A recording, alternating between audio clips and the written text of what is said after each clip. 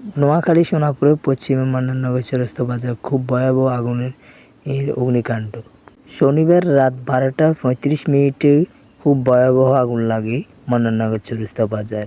মান্নাননগরের বিশিষ্ট ব্যবসায়ী হরনের চায়ের দোকান থেকে এই আগুনটা লাগে। গতবারও সেম হরনের চায়ের দোকান থেকে আগুন লেগে সব দোকান পুড়ে ছাই হয়ে যায়। এবারও সেম সেই অবস্থায় হয়েছে।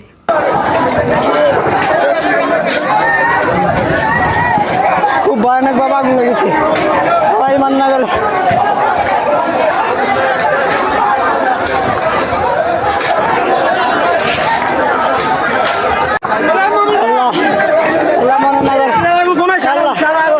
আল্লাহ মান্নাননগর ব্যবসায়ীদের আল্লাহ